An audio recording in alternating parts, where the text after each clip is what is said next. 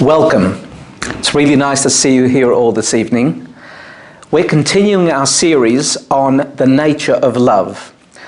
And we have spoken about 3 phases of love as the Alter Rebbe in the book of Tanya systematically considers, explores, and explains. And remembering that the Alter Rebbe is always using the notions of human emotional attributes really as a metaphor of the human-God relationship. But in this series, we're studying it also in context of interpersonal relationships, because the human being is created in the image of God, and therefore the same principles of the cosmos apply to us as well. And we spoke about the natural love that we possess, and through contemplative and meditative effort we can come to a much better appreciation of what the experience of love really is, ahavas olam. For those who are privileged to rise beyond that and receive a gift from God of even something much more ecstatic and passionate, which is called ahava rabbah, that is a wonderful fortune of singular individuals in history who have been able to be benefited and be conferred with that attribute. And then we went on and discussed love in context of desire. And the notion of desire is the notion of distance. Love is a present tense experience, whereas desire is the wantingness of that experience, which unfortunately is at that moment distanced because of our loved one being away, not within the domain, whatever might be the case, and therefore it's the memory of the experience that awakens that desire. I wish he were here, I wish she were here.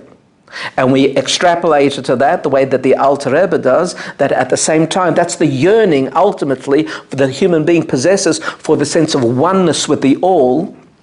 But because God hides through nature, as a consequence, it's playing hide and seek with us, so we desire to have that experience, which is momentary, fleetingly, the sense of oneness, the experience of oneness that mystics have with the all. Sometimes we in our own lives have a momentary such experience.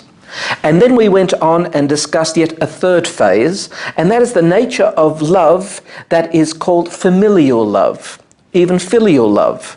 In other words, something which is qualitatively different between parent and child, between people within the family, husband and wife, the kind of quality of love that exists as a consequence of the familiarity that has been born of love as such, and the quality of that love and how that is aroused. Today we're going to move to yet a 4th phase of love, and that is compassion. A word that's much utilized in our English language today, especially in the spiritual growth arena, and used by many individuals in the world as the hallmark of where human beings need to aspire to. Compassion is something that's latent within every single Jewish person. In fact, compassion is the hallmark of the Jewish person. The Talmud states quite expressly that if you find a Jewish individual who seems to lack the quality of compassion, you should actually question the pedigree of that individual. In other words, there's something very, very latently embedded within the Jew. Now, this is not to say that the Jew is a superior being to any other human being per se.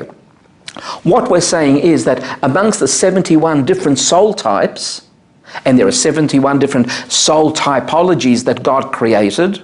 Don't ask me why 71. You'll have to send a letter to the editor, as I said. But Jewish is one of them. And each one of the 71 has their distinctive giftedness. The metaphor that we used previously, the symphony orchestra. And each instrument, each musician has to be true to the notes, and by being true to the notes, the whole sound of the symphony becomes beautiful. But if one instrumentalist decides to play his own song in the middle of the symphony, obviously it will upset the whole symphony as such. That's the same truth for creation. 71 type of souls, each one playing their own music, so to speak, and therefore each one has their gift of their instrument. Jewish people's gift is in this area of compassion. Not to say that other people are not compassionate. All soul types possess all these features, all the sephirot, as we're going to discuss in a moment. But the one that's par excellence within the Jewish soul type is this particular one which we're discussing today, compassion. And we're going to have to discuss what the word compassion means. We have to go and understand how it differs from other words that we use, for example, mercy and the like. But let's go back a step, because to understand where we're up to, let's look at the spiritual antecedent to what is emotion. After all, emotions is already the way that the human being expresses in the world of asiya, in the world of time and space, here, in this level of world. Of course, we exist at multi-levels, in different universes, spiritually speaking, which we call olamos, olamot, worlds, realms. And in each of these realms, we exist. But our consciousness is right here, deliberately so, in the world of here and now. Nevertheless, let's go over what is, in fact, the cosmogony and cosmology of the spiritual world. When God created the world, there's a methodology. This is not expressly stated in the Torah as such, because the Torah tells us, as a manual must, the instructions for our actions in life, for the way that the human being has to cultivate this universe, this world, in order to be able to elevate it to a higher place. But the Torah is not a narrative. It's not just a history book. Within each shape of the letter, within the juxtaposition of the letters, within the numerical equivalence of the letters, all these factors, including even the musical notations, which we call the trop, all these features provide us with a code to read this document, not just in breadth, narrative, but also in depth, another dimension altogether. 4 levels of depth: Pshat, Remez, Drush, and Sod. And the deepest level, Sod, is identified with Kabbalah. And therefore, it's at that level, for those who are able to, so to speak, break the code. And I'm not talking about the conventional use of the word code. Some books are written about the code of the Bible, etc. That's another use of the word code. The way I'm using the word is that there is deeper understandings of what is superficially the narrative. At the 4th and the deepest level, we understand that the world is made up of 4 levels. It's made up of the level of time and space, physicality, this world of dimension and time, which is understood to be 3 dimensions: the dimension of consciousness, soul, the dimension of olam, space, and the concept of shana, which means literally year, but it means from shinui, change, the process of movement of time. They're the 3 dimensions that we live in asiya. The next realm above, which we are not conscious of, is the realm of Yetzirah. And the realm of Yetzirah is called the world of formation, the world where the form of what becomes ultimately matter, even the form of the spiritual elements within that realm, are formulated as such. And then we have the world of Bria, the word bara, Bereshit bara Elokim, Bereshis bara Elokim, at the beginning God created, the world of creation. That's the world of separation. That's where oneness suddenly seems to part, and we have multiplicity, albeit at a very profound spiritual level, but there we can begin to identify the beginnings of forces and give them names and energies and the creative processes. And then at the highest level, we have Atzilus. And the world of Atzilus is the world where it's oneness, atzilut, from the Hebrew etzel, right next to godliness per se, where there is no yet any differentiation between anything. It's all in a state of oneness. Etzel, it's right next door to oneness as such. And you and I exist in these realms, except, I guess, in contemporary Western psychological language, we call these levels subconscious, which is a mere summary word, which tells us very, very little. This all is an emanation from the Godhead, from the beginning point, the point of infinity. What else can we describe it? Right at the beginning, Kabbalah informs us, God wanted companionship. Of course, I'm speaking glibly at this moment. It's not as if God wants, because that suggests philosophically that there is something that God is lacking and needs to fill. But we're using the term anthropomorphically so we can understand and talk to each other. So God contracted itself because God was everything. There wasn't any space, so to speak. Space didn't exist either. God contracts itself, creating emptiness, a void called halal. Halal is the Hebrew word for void, emptiness. Into that emptiness, the infinity was able to project the narrowest of rays of itself, minute. This curve, this line of emanation is what the whole of creation ultimately became the basis of. As this curve enters and irradiates the emptiness, the void, the way that it's contained is within containers, kalim. These containers are inadequate in order to maintain the enclosure of this powerful light, albeit it's only a very minute amount, but still too powerful, and everything explodes, leaving shards of nitzotzos, of sparks of holiness spreading throughout all existence. However, there were some elements that maintained their composition. They weren't too bright, and they're still entrapped within the container. We call the container the klippa, the clipper. The clipper means a shell, or a peel, an orange peel. What is the function of a shell or a peel? It protects the fruit within, but there's also another dimension of it. The clipper, a shell, a peel, also hides what's within. And we know that there are two different kinds, which we'll shortly and presently discuss in terms of these klippot. So coming back to our discussion now, having given this little overview, we find that amongst the energetic forces that flow into the cosmos to maintain it, which we call sephirot, there are 7 which are the basis of emotion when they become personalized through the human being, and 3 of mind. The 3 of mind, Chochmah, Bina, and Das, and the 7 of emotion, Chesed, Gevurah, Tiferes, Netzah, Hod, Yesod, and Malchus. We've been discussing Chesed and Gevurah as they become embodied within the human being. So Chesed, we said, is our expansive self, sharing, giving, contributing. Gevurah is our contracting self, withdrawal, holding within, constraining. And today we come to the 3rd one. Because if we have a tendency to do this, and we have a tendency to do that, in any one moment we need to have a balance of these to have a cogent emotion. When you say, I feel, it means you've already got a cogent emotion. But if you've got this happening all the time, how is it possible to have a cogent emotion? Comes the 3rd sphere, Tiferes.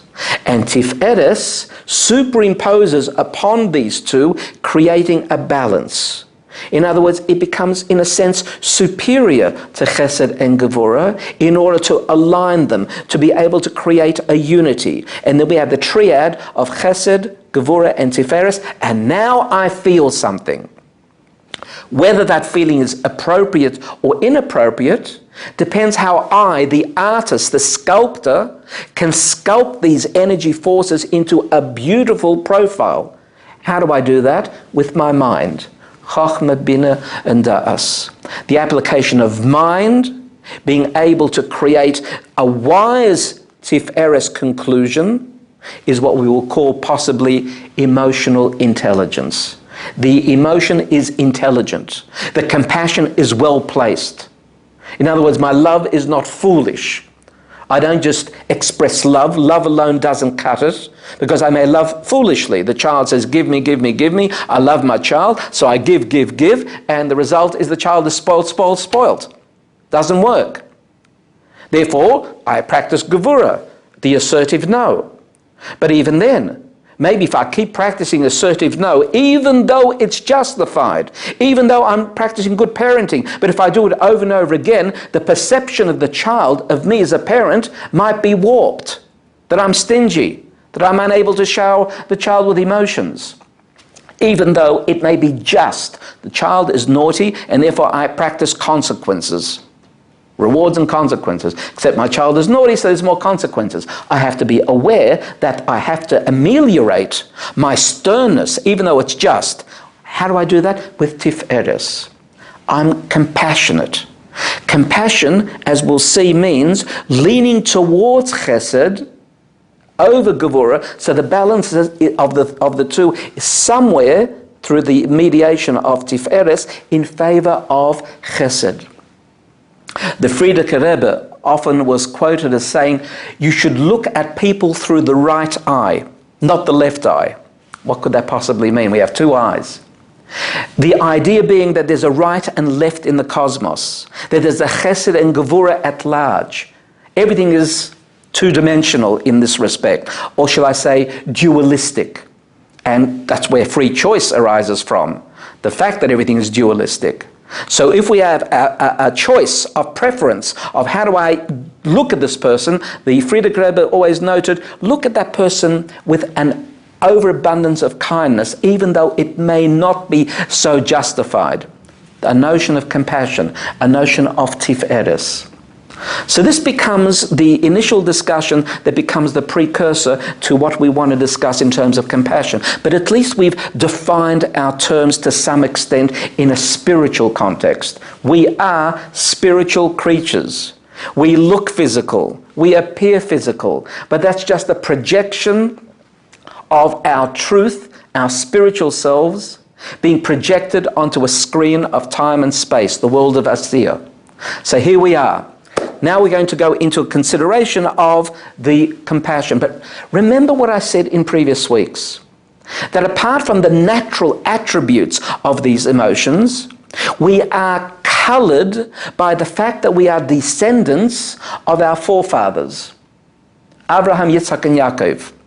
And the way that we are colored, or the way that there is what I prefer to call a spiritual genetic transmission, in the same way that we have a physical genetic transmission from parents and grandparents and antecedents that create who we are to a large extent, although we have free choice, despite what we are endowed with, even despite environment and despite genetics.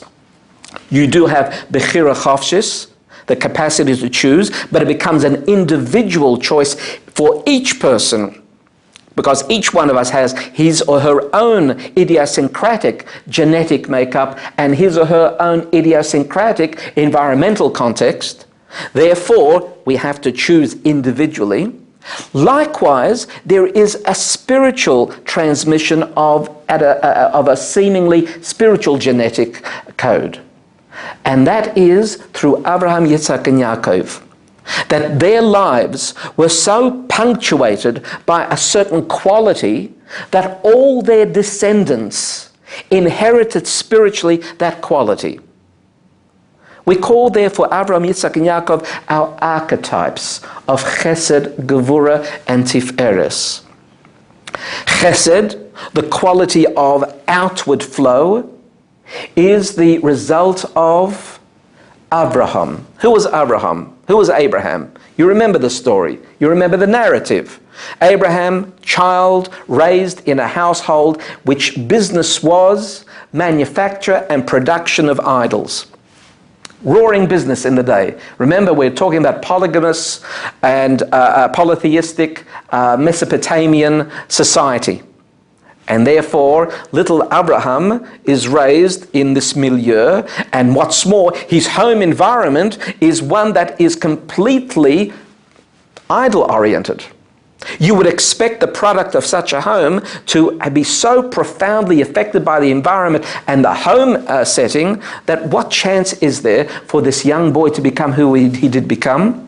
And yet there was something so profound within him that even as a child, he recognized the stupidity and the short-sightedness of idol worship, and he became the first major monotheist, bringing monotheism back, because of course it existed in earlier times in terms of Noach and Shem and Aver. You remember the great Talmudic academy of Shem and Aver, the yeshiva of Shem and Aver. Who was Shem and Aver? Yes, Shem was the son of Noach, and Aver was the great-grandson of Noach, and therefore they were imbued with the Adamic, from Adam, teachings, which were completely linked up with the truth of creation. But there was a period of disparate distribution of population of the world, and many moved away from that tradition. Here was little Abraham recapturing it, monotheist, overcoming his home situation. He breaks the idols at one stage of his father Terach and asks his father, how come the idols didn't fight back? What sort of power do they have? Terach is completely upset by this whole thing. What's his rebellious boy all about? Nevertheless, Abraham, through his strong affinity of connectedness to the abstract God, a very strange notion of the day, and his capacity to share with himself with this God, the givingness, and his whole life is characterized by it. He's described as a salt shaker by the commentaries. Everywhere he went, he sort of shook a little bit of spiced salt to make the act of radical life become something meaningful. He goes on and becomes the most major leader in the Middle East, would have been on the front pages of the New York Times of the day, and becomes extremely wealthy. And he and his wife Sarah, their whole life is dedicated to outreach. They are the first Chabadniks. Except their base Chabad, their house of Chabad, their Chabad house is not in one place, but they keep moving all over the place. Something that the Lubavitcher Rebbe now emulated. Chabad houses all over the place.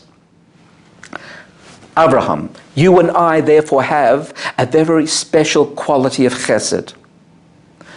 You know, when you have a pioneer that goes out and creates and makes a huge name, it's very, very hard for the next generation to be able to live up to that kind of model. And that's why you find in history that the children of great leaders often are failures. Even in our own history. Do you remember what happens do you know even who are the sons of Moses? Yes, they are mentioned there, but you don't hear any greatness, because it's very hard. There is, however, an exception in this instance. Yitzchak, the quiet achiever. Yitzchak is known and described in the Torah as the individual who redug the wells, water wells, that his father had initially dug. What does that mean? Of course, while it's true in its literal state, because everything in the Torah is basically literally correct, except that behind it lies a whole spiritual insight as to why it manifests physically. What does it mean to redig the wells? It means to restore what it is that the Father had created. The great maintenance individual. To maintain what a previous generation built is sometimes harder. I mean, you know it yourself. Say you undertake some personal goal in life. You want to lose weight. You want to become fit. So you set yourself the 5-week, 10-week program, and you follow it, and you're really, really good at it. And you lose your weight that you want, or you become fit as you want, and finally you're running the marathon, fantastic, etc. What happens for the next 10 years? That's when real inner strength needs to be undertaken. To maintain that discipline is harder very often than the pioneering activity of the diet itself or the fitness program itself. Yitzchak had that inner strength. Yitzchak was the Gibor, the spiritually strong one. And he implanted within us the quality of gevura, which derives from gibor, gevura, that quality that is able to hold in, strengthen, flex, contract, maintain. And we have it in history later on also. On many occasions, two generations complementing.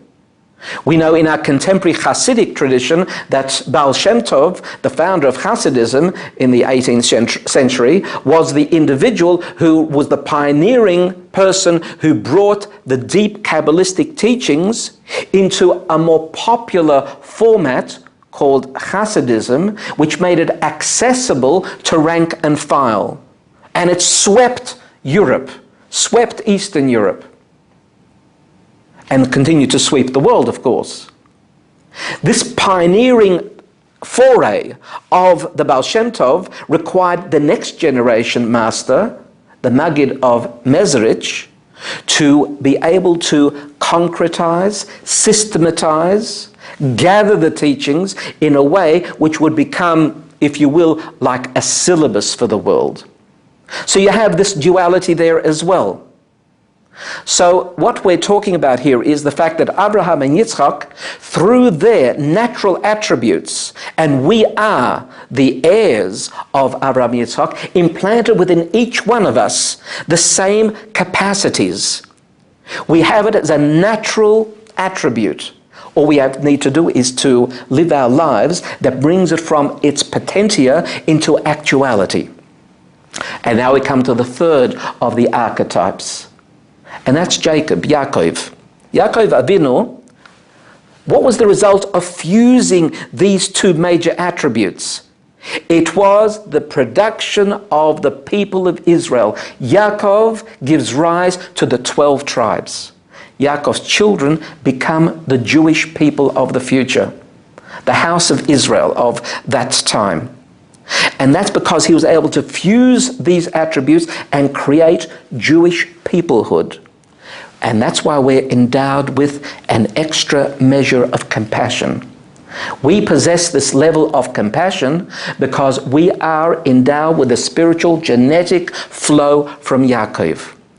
And these are the archetypes. Therefore, if we study their lives, if we study their words, if we study their behavior, we get to know ourselves, our major attributes, amongst many others, which is shared by all humanity. But in many respects, these become the dominant ones. The question really is now for us to consider, okay, we have these attributes. How do we bring them out of the potential state into actuality? How do we actually create compassion in the everyday life? And this is where Chabad Hasidism excels. To take the theoretical constructs and to be able to allow them to present in a finite physical world in a practical, everyday way. So let's consider ways and means of arousing these things. We've discussed before that the way that we primarily do so is through inner work. Contemplation, meditation, and under those circumstances, being able to arouse it from within. Sometimes it's hard to love a person. Sometimes a person misbehaves. Sometimes a person hurts us with words. How do you love such a person? Well, firstly, you know from the principles of parenting that if a child misbehaves, you should never say, "You are naughty." What you should say is, your behavior is wrong. Your behavior is naughty. What you did was wrong. But you can't say you are naughty. Why? Because you're not. No person is intrinsically totally evil per se. In other words, what we have to do is to separate this external expression, momentary, wrong as it may be, from the essential good that lies within the person, which is the geometric point that begins the construction of a human being, the soul. The soul is perfect, and therefore that's what you love. So to be able to love a person truly, you have to look beyond the exterior. You can't just look skin deep. You have to go to the core and the heart of the individual. You have to go to the soul and recognize the inner beauty. A husband and wife at a point of marriage express this most overtly. Sometimes the looker on will say, what does he see in her? Or what does she see in him? Because from the outside, might come with a bit of a reputation, or might have some physical defect, God forbid, whatever might be the case. What does he see in her? What does she see in him? And yet he sees absolute beauty, because the beauty is not skin deep. He doesn't love the exterior. He doesn't love, or she doesn't love, what the baggage might be. He and she love each other for the inner self. So if you can move back for a moment and spend time contemplating in depth the inner beauty of that person whom you are close to, it will enhance compassion. What does it mean, compassion, in this context? It means that despite the seeming defects, you nevertheless express that quality of connectedness which is pure love, overcoming the seeming shortcoming. Because after all, isn't that what compassion is?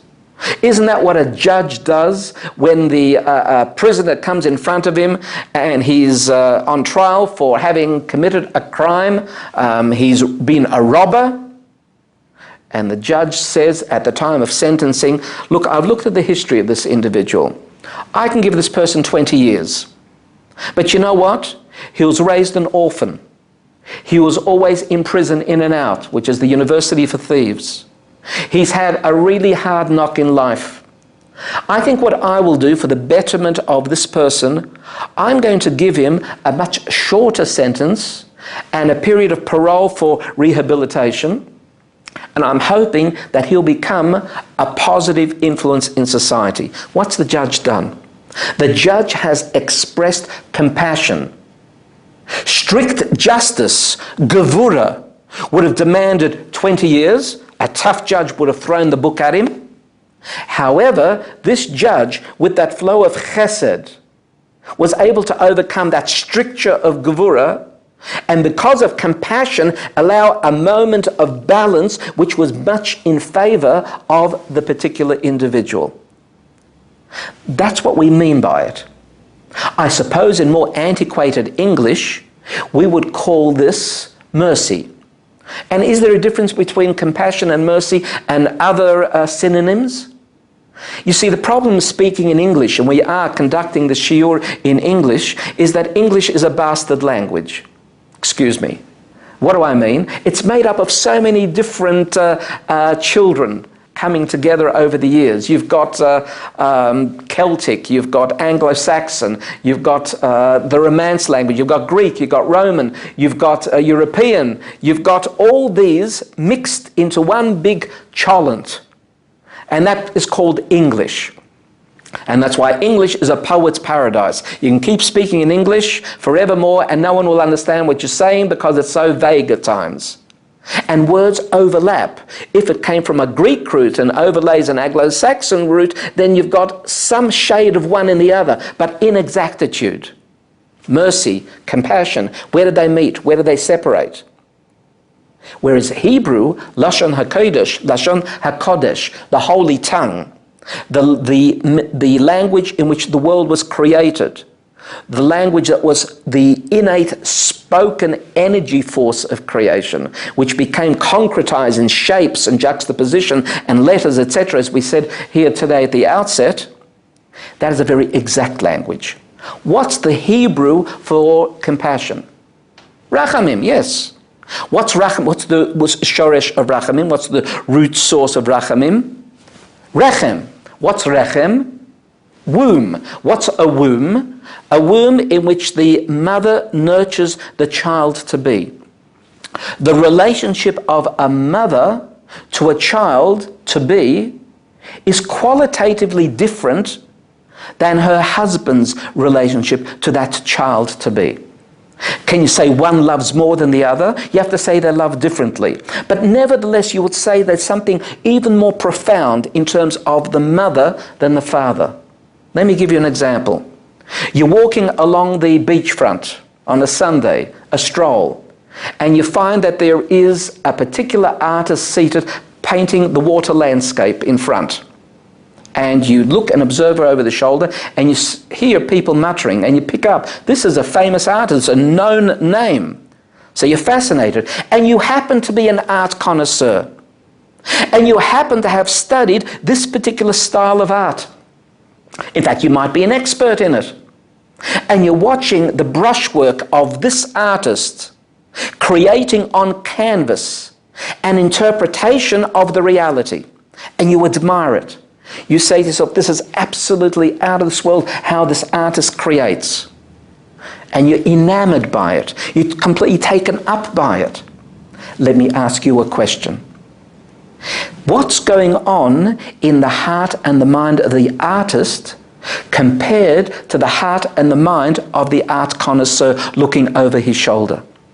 They both love what's happening on the canvas. But will you say to me that the art connoisseur is more connected to the art than the artist? You have to say the opposite. The artist at the same time possesses a depth which is inconceivable to an onlooker. Likewise, mother and father in terms of the child in the womb. The compassion of the mother for the child is pointedly much deeper in quality than the father could ever be. Not a fault, just the nature of it. Therefore, it's associated metaphorically with the mother and her relationship, the womb, rachamim, rechem, and that's the Hebrew word. You see how different it is from the way that English language is constructed. So, going back, to awaken and arouse compassion, contemplation, in-depth consideration, to be able to look inside beneath the veneer of the person, beneath the klippah, beneath the shell, beneath the peel that hides the true fruit inside. It's interesting, when the first human being was created, Adam Harishon, he was also in a shell, or shall we say, in a peel, which is our skin, except that the nature of the skin of Adam was quite different at the beginning than later on. We called that skin also or. You know, the Hebrew word or means skin, spelt with an ayin. In the beginning, we are told in the Midrash, his skin was spelt with an aleph, What's aleph with an? The word or with an aleph? Light. It was translucent. It is what we call now klippas noiga, a form of shell that allows the light to escape. It was visible. In fact, we're told that the material of the skin was the material that our fingernails is made up of. And the neshama shone through. The essence of spirituality was patently obvious. However, once he ate from the pre-Eitz Hadas, from the tree of life, tree of knowledge, good and bad, at that moment, there was a very major quantum change in the nature of the human being, a very profound one. You see, initially, free choice, what I said before, which you and I experience as perhaps also a tension within. We have to choose one way or the other, and we have to resolve it. That's what exercise of choice is, in a way. Therefore, when you resolve it, then you feel that release of pressure and you've come to a conclusion. That's an internal dynamic. In the beginning, Adam didn't have that internal dynamic. How did he exercise choice? In a way that you and I can't begin to experience or contemplate. Choice for Adam was self versus nachash. What was nachash? You know, you translate it in English as a serpent. But Nachash wasn't a serpent at that time. Nachash was a humanoid, two-legged creature. Not unlike Adam in many ways. But he, Nachash, we are told in Midrash, coveted Adam's wife, Chava, the first woman, a beautiful woman, he wanted for himself. How do you get Adam out of the way? Well, let's trick it. Let's trick Adam. He took Chava and said to her, you remember that tree that you're not allowed to eat? Forget it. Not true. It's just a warning. God doesn't want you to be as clever as him. Didn't God say not to touch it? Watch. And he pushed Chava against the tree and nothing happened. See, you touched it. You didn't get zapped. And Chava starts to believe Nachash and eats from the fruit. And then, not to be alone in this, gives Adam to eat. And they eat. What happens, remember, this is at the same time a very major spiritual story. It's telling us what's happening in the change of the energy forces that continuously create the human being.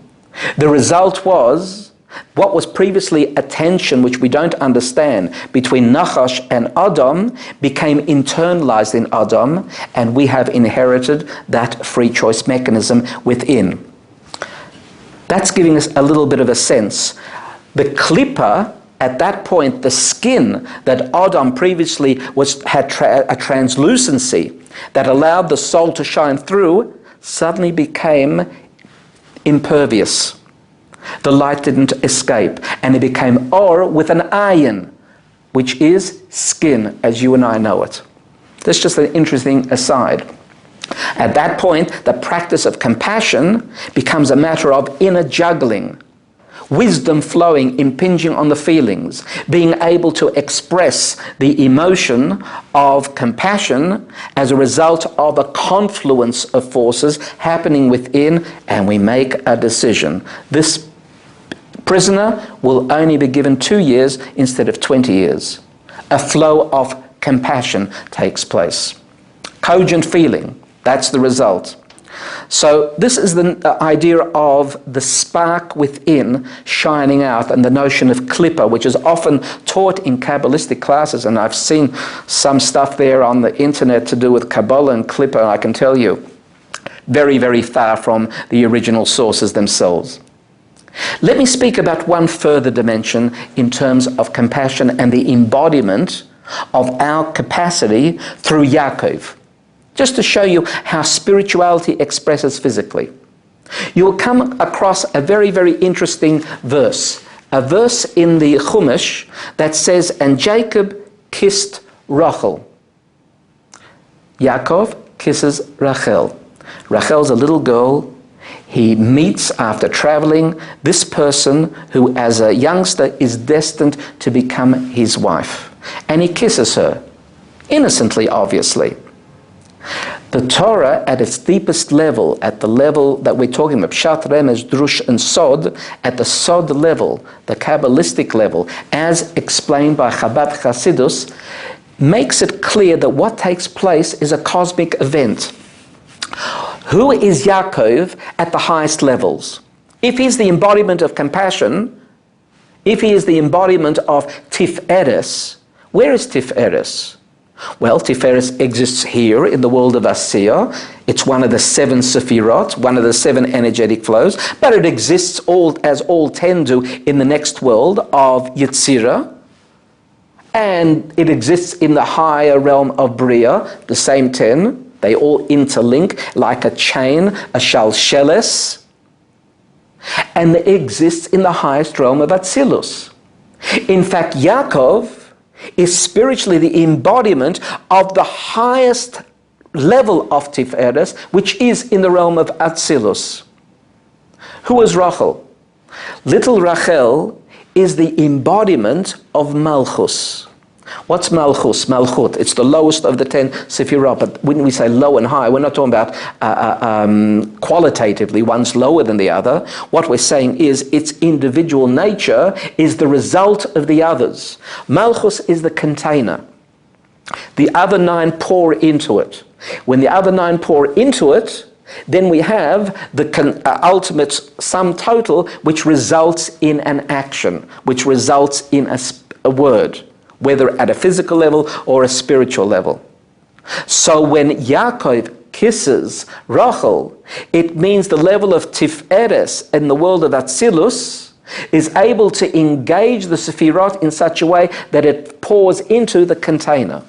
So Malchus is really feminine relative to the other nine's masculinity, although masculine and feminine are all relative along the line. For example, Chochmah is masculine relative to Binah and onwards. I don't want to go into that complication. Ultimately results in men and women, and the fact that men also possess feminine qualities and women possessing masculine qualities.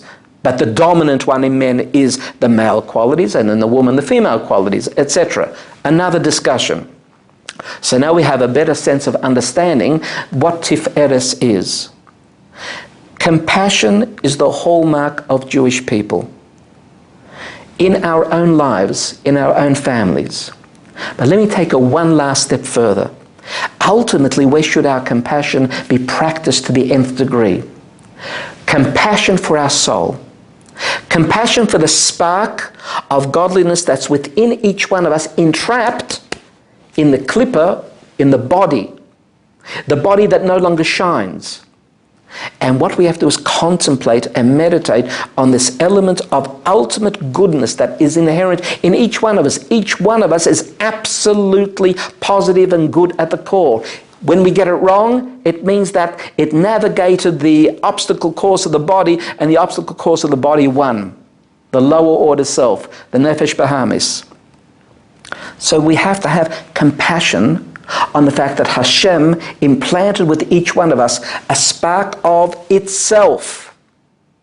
And if we're able to meditate and contemplate that upon that spark within, then what we're doing at the same time is allowing a pathway for its expression to become fulfilled and idealized. And that's what the Alter Rebbe seeks from us, that we take time out every day to contemplate the nitzuts, the spark within, its capture, its entrapment within our own complexity of consciousness. And being able to do so every day allows us to practice a life where freedom becomes allocated for that spark to express ideally, to flow through our higher order self, the Nefesh Elokis. So that's a little bit about that facet of love. That facet of love that we loosely call compassion. Can you see how in our tradition, the emotions are not some nebulous flows which are not able to be articulated. We have a very systematic understanding of what makes up an emotion. And I'm only treating in this series Chesed, Gevurah, and Tiferes. Imagine if we went to the greater depth of the other four. Netzach, Yesod, and Malchus. The complexity is there. There are 7 emotions, and each is made up of each other. So there's a template of 49 emotions, 7 times 7, because each is embedded within the other. As I said, a Hasidic psychologist would have at his or her fingertips a template of no less than 49 emotions. That's a powerful instrument, much more powerful than anything that I have ever studied in Western psychology. So let's leave it there for this occasion. And next week we conclude the series, and we're going to talk next week about the nature of reciprocity in love. How by our own loving repose, we actually change the other person to also be able to reflect that. So stand by, and we'll continue next week. Thank you very much. Have a good night.